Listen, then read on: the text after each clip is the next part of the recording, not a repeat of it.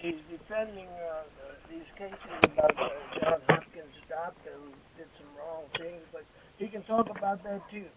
Mr. A. Flight Tennis, you on? Good morning, Frank, and good morning, family and audience and panel, and how's everybody in the cold weather? And if I may, Frank, I just want to make one quick announcement in terms of the legal case. Ladies, as you know, you received letters this week, as I indicated you would, from different lawyers, Professor John Security, the chairman of the steering committee. You also received a letter from my office. So what you should be doing is follow the instructions in the letter. If there's a form in the first letter, you can fill it out. You can return it to the school's office, but I would prefer in the first letter from the office you return it to me so we can double check that you're registered. In my letter, it tells you how to go to the computer and what have you to register, but we're still, even after these preliminary registrations are done, my office is going to call everybody who's in our classification of our clients, and we're going to have you re-registered. So we're going to do a registration process about 3 times to make sure all of my clients are included in the classification, so that mediation will be covered.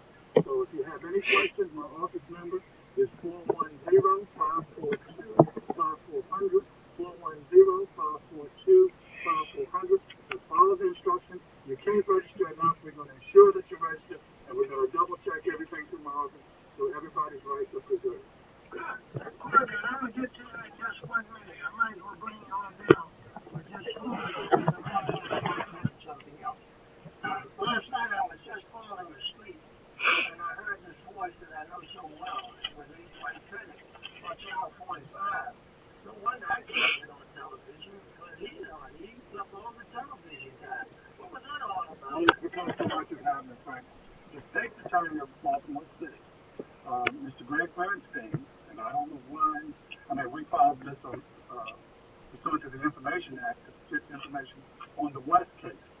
And he's already had a press conference, and he's already announced the results of the medical examiners. Because last night, or night before last, he released the results of their investigation, including videos and witness statements and what have you, defending, in my opinion, I guess, because he's the candidate for re-election, defending his position in the West case of not prosecuting the officers, which to me is an indefensible position.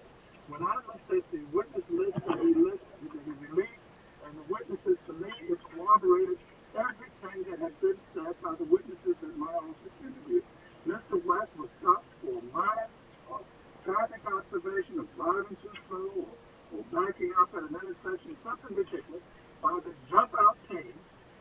They jump out of the car, they approach, and according to the witnesses, the lady that was in the car, the passenger, she gets out of the car, they ask for identification, what have you, but the witnesses, and this is what she doesn't comment on, indicate that he pulled out of the car, dragged out of the car, put on the street, and the witness was indicated that basically, at that point in time, he is basically not resisting. He's being hit, he's being beaten, what have you, and at some point his resistance stopped. And the woman in the car said, hey, just lay there, take the pain, play dead, just lay there. And he evidently does that to a certain point in time. His natural recourse of protecting himself, protecting his hand, he's being beaten to the point he gets up and runs. When he's caught, he's beaten. By then it's approximately 9 to 10 officers, and all the witnesses, and this is the horror of it, the witness even that they identified last night indicate that he's been repeatedly kicked in the head over and over and over. Now, what could a Baltimore citizen have done who stopped on a traffic stop to justify being beaten by 10 police officers, being kicked in the head over and over, stomped, tased, lasered, punched in the head, which the witnesses, the officers indicate they punched one line, knocked him in the head. How could a person be justified, or how can that be justified without some type of investigation leading to some type of prosecution is unbelievable to me. And how Mr. Bernstein justifies that is totally unbelievable. Counselor, I got a question, because people keep avoiding this, and it seems to me the perfect protocol says when an officer pulls you over, like you said, for a traffic violation, aren't they just supposed to ask you for your license and registration. Why did they ask these individuals to step out of the car and immediately begin to search them if it was only for a traffic violation? Wait a minute, don't forget, step out of the car and sit on the curb. Right. They're trying to justify that high sign by a Supreme Court ruling, which says if there's certain suspicious action and you are apprehensive there could be a weapon, you can ask them out of the car. And what they say in this particular case, they observed, which I think is totally BS, they observed some movement of Mr. West as if he's reaching to put something away or reaching down near the console. And that was the whole justification, even though they asked him, do you have anything in the car? There was no narcotics in the car, nothing found in the car, no weapons in the car. Mr. West is totally unarmed. Then they tried to justify it by saying there was something in his sock, which has turned out to be 4 grams or something of cocaine, according to them. I think that's been planted, in my opinion. But, that's the justification to allow the constitutionality. But in reality, there is no probable cause here.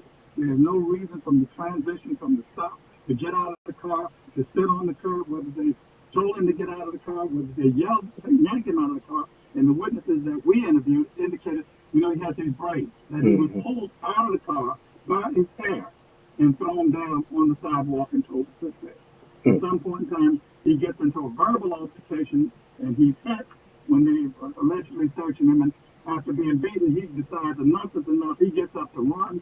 They follow him, and he falls down, and the beating continues and commences. So what you're saying, Johnny, is that the people, the citizens of Baltimore City, have to fear the crooks and the police. And that's a heck of an option. Because believe it or not, there is another beating just before this, 18 days before this, where the gentleman up in the same area in Morgan is picked up and slammed on his head. And the same 2 of the same officers that are in that beating are also in the West beating. That is the scary part. My question is partly that. My question Didn't I tell you to be on time? listen, I'm running the business just like you are that courthouse. Right? My concern, and my question is like this about the autopsy. Okay? Did the family ever consider having a second autopsy done, like the young man's family down in Georgia, that proved that something had been done to him other than what the state was saying? No, we didn't try to do a second autopsy. What my office normally does, we have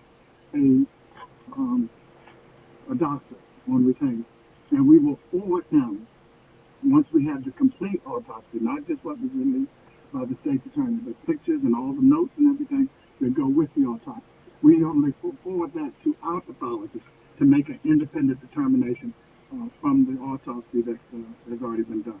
And we have found that to be a very, very successful means of combating or contradicting the autopsy that we don't think is correct. In this instance, the autopsy is ridiculous because after all this, they don't find anything. Well, I've talked about it on the show. Right. They found that he died from dehydration and some type of heart thing. Well, none of that existed. He had no prior existing condition, but if you're going to be kicked in the head and beaten starved for 5 to 6 or 7 minutes, anybody's going to die. Well, everybody dies from heart failure. Yeah, we heard that joke last week. So let's don't jump. Here's the good mortician. Everybody dies from heart failure. He was singing that song for a week. Let me ask you a question, though. Wait a minute. I want to get Corrigan now. I want to know. Wait a minute. Corrigan is in Florida. Corrigan is in Florida. Yeah, why do they have nothing to do with calling show in Florida? Who's going to take with your business? And there's none of your business. Okay?